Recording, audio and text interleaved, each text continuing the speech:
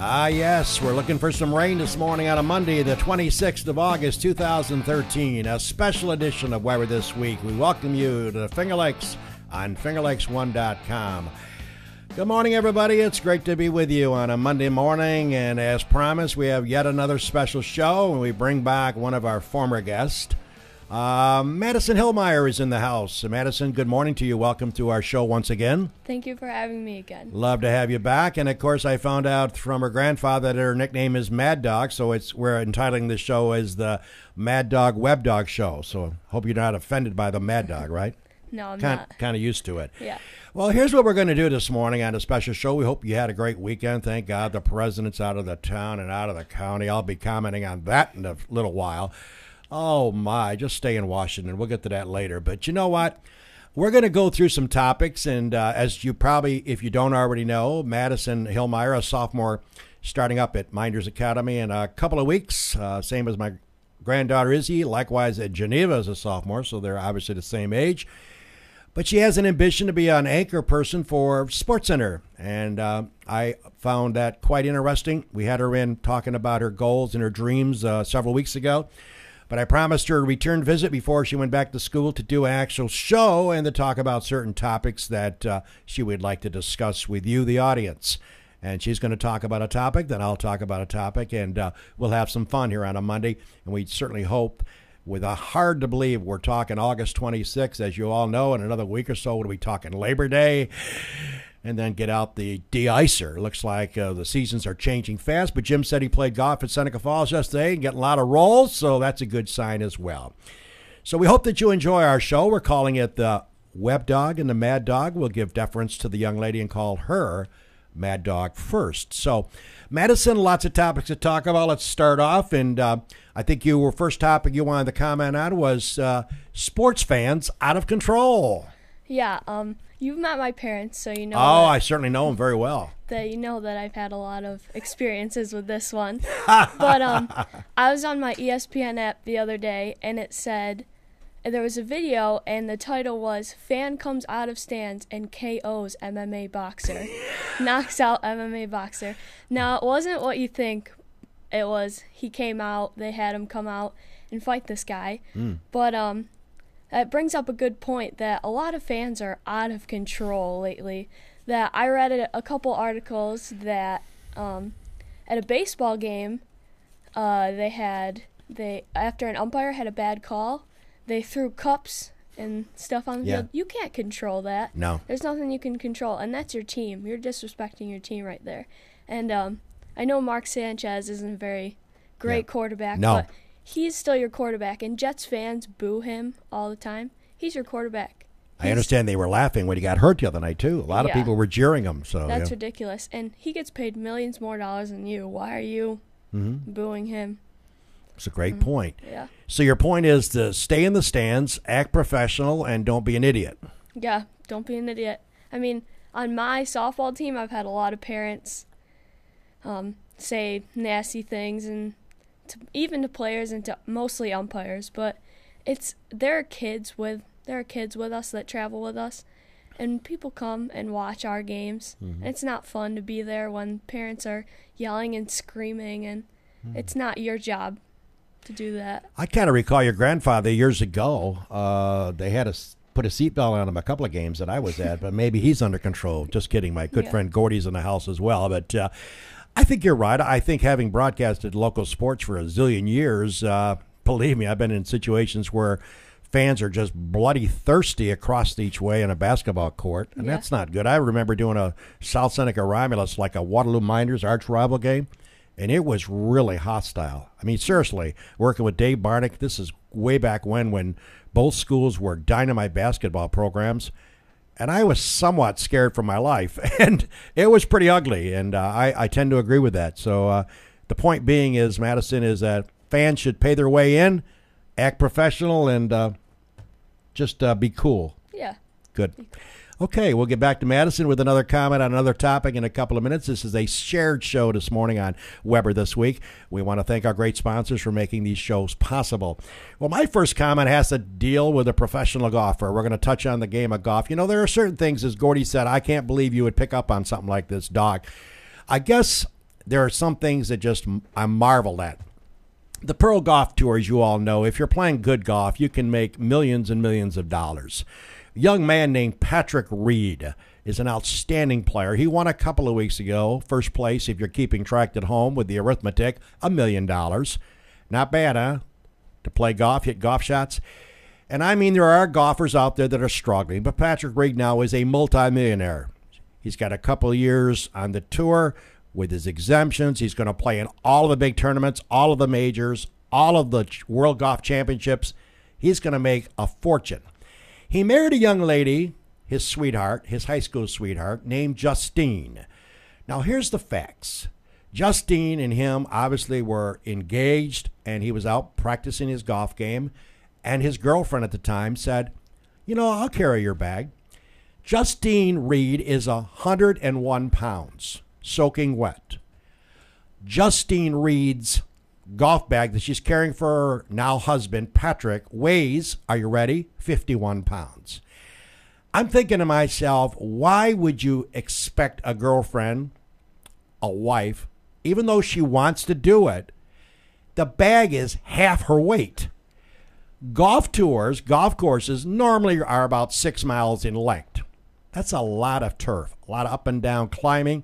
My point is, why? Come on, Patrick, you got to be serious. Why would you allow that to happen? You can certainly well afford the few $1,000s a week to hire a caddy and let your wife follow you via the ropes and act somewhat without all of that pain and gain. And I know Jimmy and Gordy were seeing the film on Justine or the picture and saying she looks like she's in great shape. Oh, great. How would you like to carry a bag that's 51 pounds when you weigh 101? I think it's cruel and unusual punishment, even though they're married and even though she agreed with it. Come on, Patrick. Get a real caddy. Let your wife enjoy getting a massage, getting her nails done. Do something, but not carrying the albatross week in and week out. Good news for you, Patrick Reed and Justine fans. He missed the cut this week at the Barclays in New Jersey, so she only had to carry his bag 5 days this past week. I think it's kind of hilarious. I think it's kind of ridiculous that any man would expect a woman with that weight to carry that huge gigunda of a golf bag. I got that off my chest. And speaking of golf, before we go back to Madison, I've been complaining about Tiger Woods, who's considered one of the best players of all time. He almost tied yesterday with a bad back. I have been on a rampage on this show about the profanity that he just spouts when he misses a shot. And oh, by the way, I can give you updates, 61 God D's so far this year, and about 25 of the F word. Yep, he had that a couple times this weekend, too. And the announcers now are starting to apologize for his conduct. He doesn't apologize for his conduct. The announcers do. You also heard me say the commissioners around the world will never take action because they're intimidated by Tiger Woods, because he's the best player in the world, and he's a drawing card. So why alienate him? Well, guess what? I had my thrill of a lifetime yesterday. While he was playing at the Barclays, he had a little tender back going into the round, and on the 13th hole, he had a big drive. He had a second shot, 3-wood. He needed to smack it hard, and he did smack it hard. Only trouble is, as the ball is going deep left, eventually into the water, who came in to take care of his mouth? The Almighty Lord. Struck him down with a major back spasm, crumbling Tiger Woods to his knees yesterday. Priceless. Priceless. Somebody finally slapped him down, and it was the Almighty. So, let the Finchams of the world do nothing. Let all the European folks, let this continue with his potty mouth week in and week out, and I'm getting tired of hearing the swear words. The Lord has spoken. Yes, it made me feel great. Let's move on to Madison, and we're going to talk about the college top 25. I know your grandfather's trying to brainwash you as Virginia Tech takes them on Saturday night. The odds makers don't think it's going to be much of a game. Your opinion on why Alabama's number one?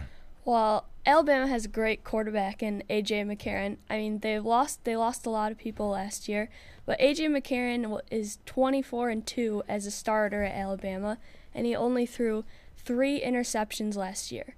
But Georgia is close behind at number 5 in the rankings, and a lot of people think they're going to win the the SEC, sorry, as they're behind their star quarterback Aaron Murray, who was voted first team All SEC this year, in front of Johnny Manziel and A.J. McCarron. So, wow. Yeah. So you like Alabama against Virginia Tech Saturday night? I think it's going to be a close game if Virginia Tech plays at their best. And it's each team's first game, so. Well, I made a friendly wager with my buddy Gordy, just so you know what's going on. So in case I win it, I'll get paid. And if he wins it, I know he'll call me at midnight some night. I am so thrilled with Alabama because I don't believe they are a rebuilding program. They just reload. They got so many 5-star athletes going in there. I have told Gordy I think they're going to go run the table again this year, undefeated. And Gordy and myself have made a friendly wager for breakfast. The winner can choose the restaurant. And if Virginia Tech pulls off a major upset on Saturday night, guess where the dog will be taking Gordy on Sunday morning to breakfast. So we'll have to wait and see. Well, my next comment here on a shared show, welcome on a Monday morning to Weber This Week. We have Madison Mad Dog Hilimire with us doing a show with the dog. As her goal someday is to be an anchor person for ESPN, we certainly hope that comes to fruition down the road in a few years. But I guess my next point is baseball.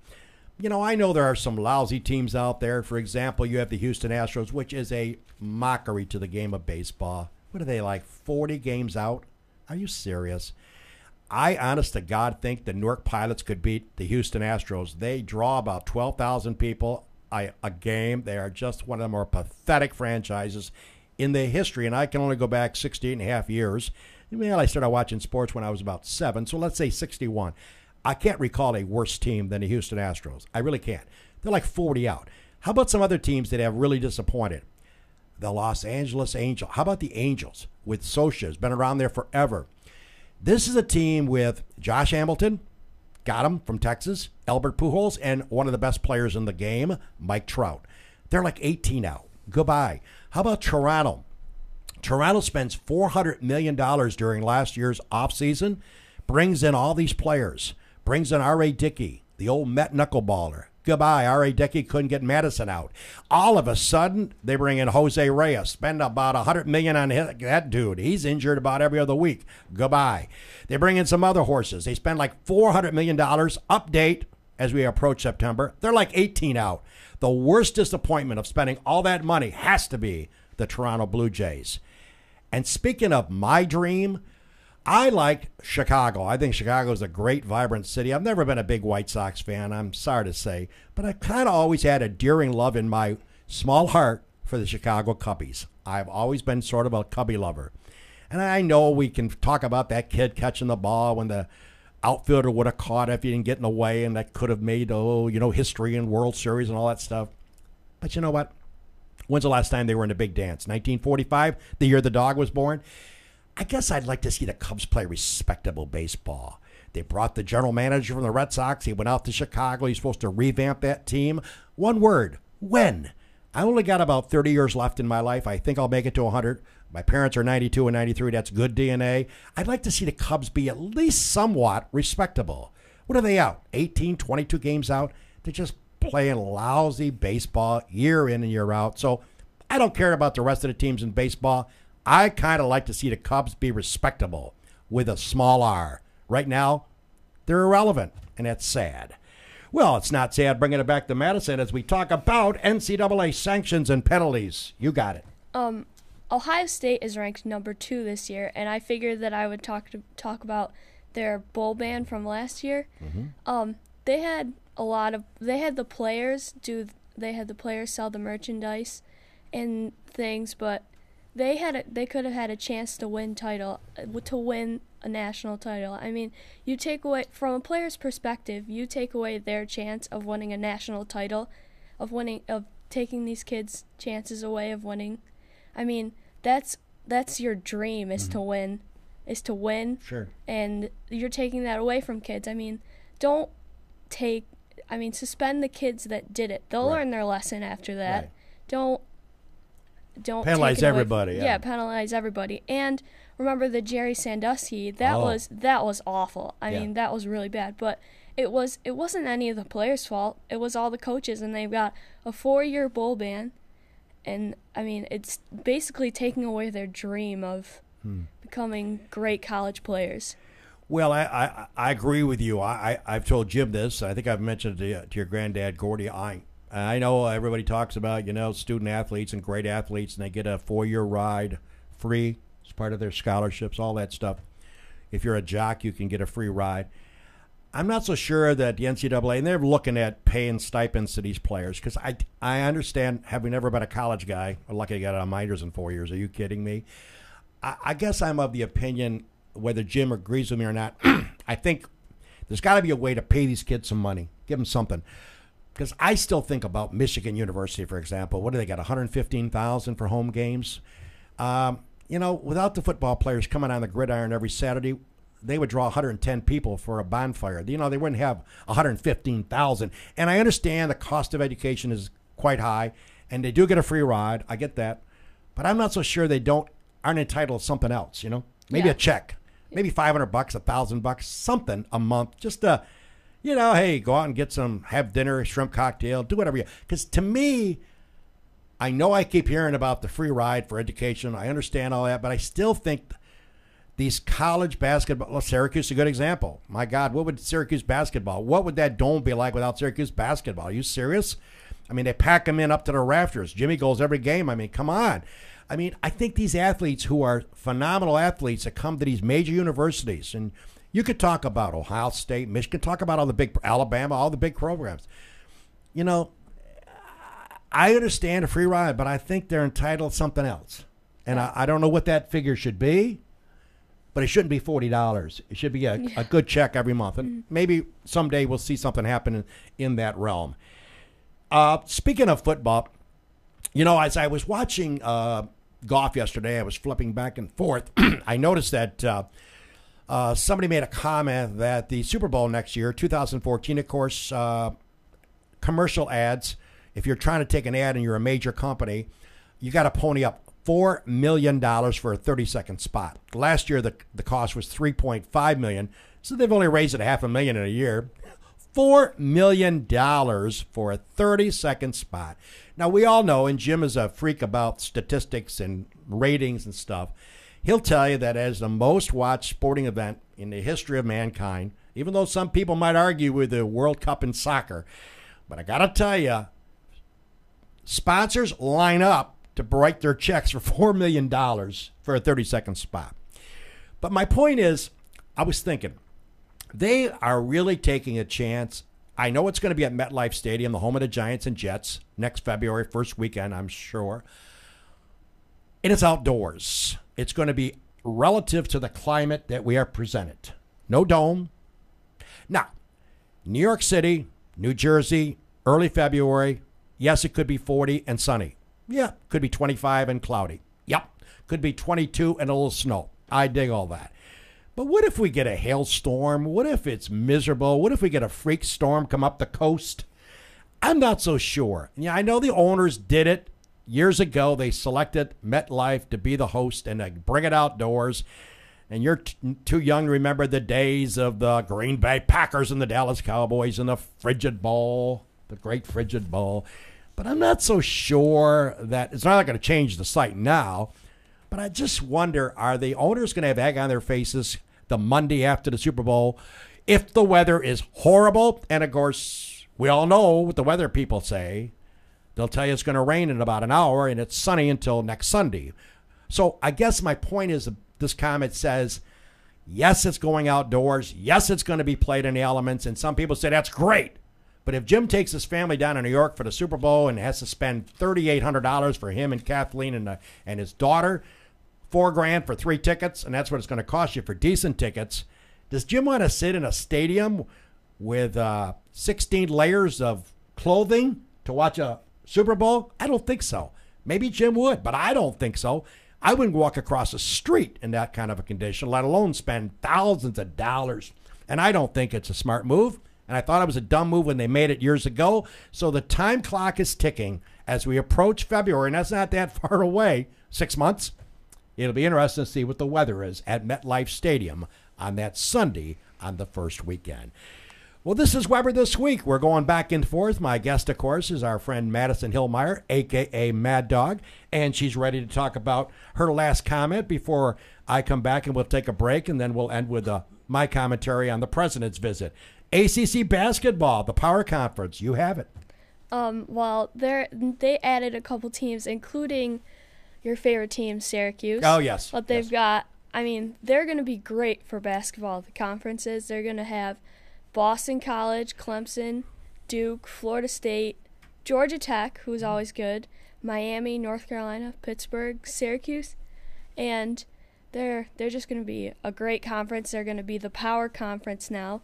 But I was wondering how you thought that Syracuse was going to fare in the ACC because they lost Brandon Trish, James Sutherland, and Michael Carter-Williams, and the only guard that they have left is I think Trevor Cooney, who has averaged 3.4 points a game, and they've got C.J. Fairback, who's a phenomenal athlete, but I was just wondering how they were going to fare. Well, let's defer to the owner of this place, Jim Seneca, who happens to be a graduate of Syracuse. Jimmy, what do you think about the basketball program? I can tell you exactly what I think, Maddie. I just watched them play 4 days in a row. Right. In Canada. Right, against the three-time Canadian national champions, Carleton, and the second-ranked team in Canada. Now, it is Canada, but they play year-round. Regardless, we're replacing Michael Carter-Williams with Tyler Ennis, who, after watching him play 4 games, you don't need to see much more to realize that this guy is the real deal. He's super smooth. He doesn't make many mistakes. He can score inside and out. So that's our point guard. That's our biggest concern, I think, was replacing our point guard. So I feel good about that. And now what about the other guards? Well, we got transfer from Duke, Michael Benajay, who is 6'7". He's going to play shooting guard. He's going to back up Ennis at the point. But he looked not as impressive as Ennis, but certainly our cupboard isn't bare there. Cooney looked better, and we got another freshman from Indiana named Ron Patterson who looked pretty good. Another new guy, B.J. Armstrong at small forward, looked really impressive in the Canadian games. And we still didn't see Tyler Roberson or Chinoso Oboko, who probably will redshirt, but Roberson should play a factor. We got Raheem Christmas, Bai Musakita inside, Dwan knows them all, man. I mean, let me tell you, it's a golden age for Syracuse basketball, and I can't wait to win the ACC this year. And they also announced that dome court's not going to go to the middle for Duke. They're going to move the dome court to the middle of the dome for the Duke game and hopefully get 50,000. That's not going to happen this year. And I'm glad it's not, because when Duke comes to Syracuse on February 1st for college game day, I want it to be a true home game for us, nothing new. So I'm excited about it. I wish we were still in the Big East, but we're not. It's a good move for football. For basketball, it kind of breaks my heart, but we're going to go ahead and win that league first year in.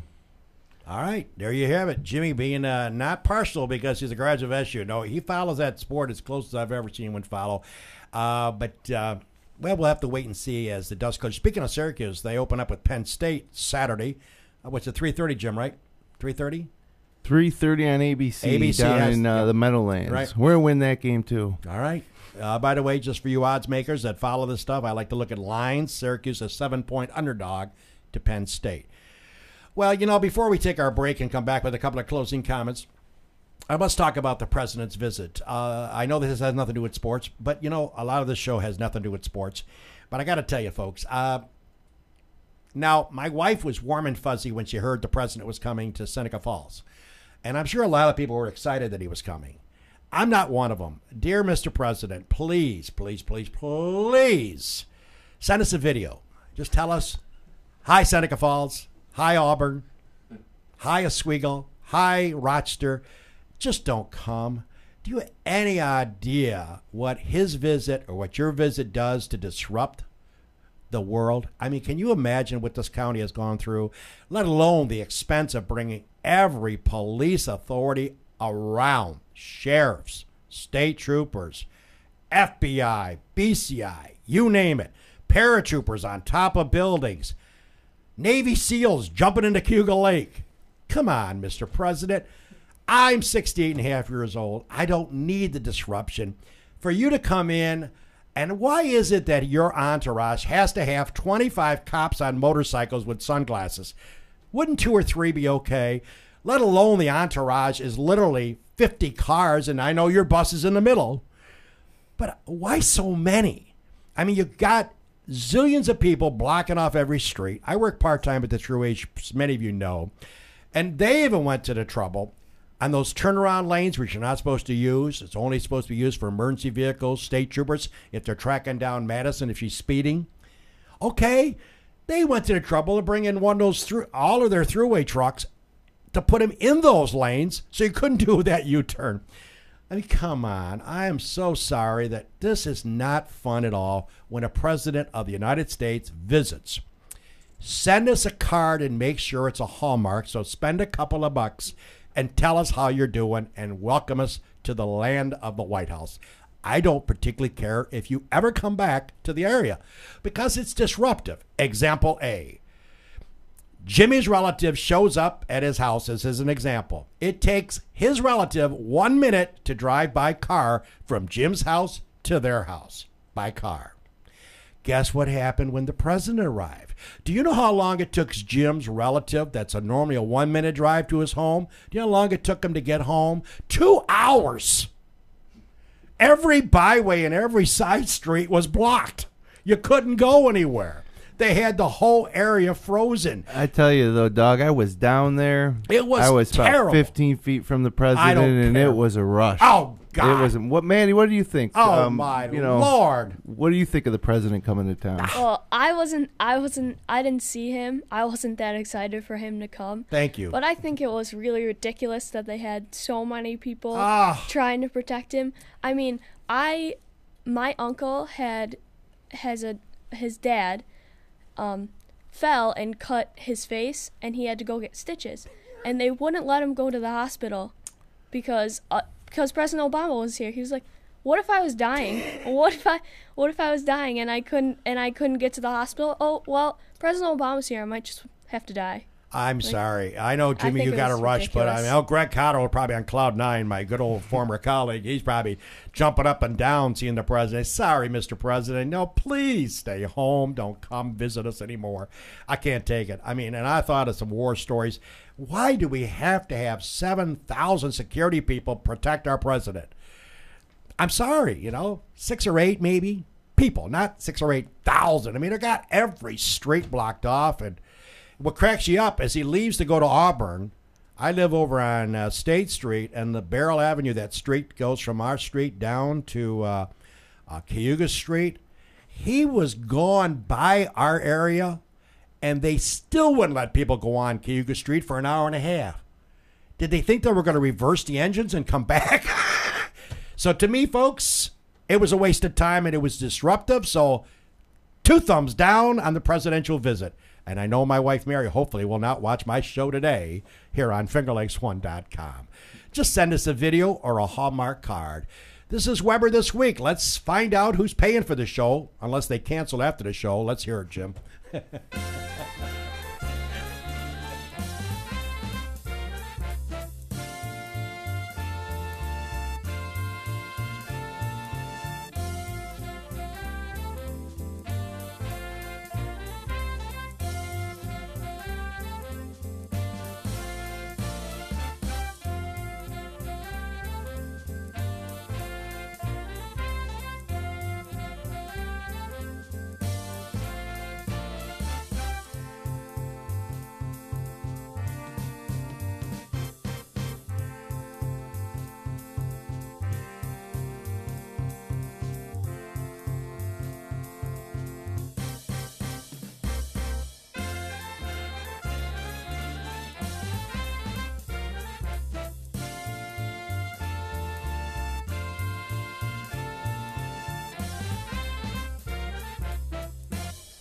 Well, it's obvious I won't be getting invited to the White House for brunch. Hey, listen, we've had some fun today working with Madison. And, of course, Madison, thank you again for coming back. And thanks for being a part. You did a wonderful job. You weren't nervous at all, were you? No, not really. A bit. Getting like old school. Well, listen, I know you're a sophomore in minors this year. Good luck to you on your studies. And keep me posted on your endeavors in the broadcasting field. All right, I will. Thank you for having me. It's always fun. I would love to have you back, but we'll get you back next year for another visit, okay? Okay. So you never know. All right, folks, we've had some fun. We hope that you have had some fun with our show. And again, we thanks Madison for being. It's not easy to sit down here and look at these cameras and put the headset on and be a part of this, but she was a trooper and she did a nice job. By the way, we won't be here next week. It's Labor Day, so we'll be off. We'll be back on the 9th, I believe the date is. The show's scheduled for 9:30. I have a doctor's appointment, so we'll come on here at 9:30 or maybe closer to 10 o'clock if the medical people don't take care of things early on. You know how it is when you go to the doctor's office. You are usually in the WR for a while. That's the waiting room. So we hope you had a good time. Lots of things happening this weekend. As Jim knows, his Orangemen go up against Penn State. And, of course, Alabama against Virginia Tech at 5:30 on Saturday night. Go Hokies. So you take care, everybody. Enjoy your week. St. Anthony's Festival coming up. Enjoy it over there. Have some giblets. Take care, everybody. For Madison Hilimire, this is a dog. See ya.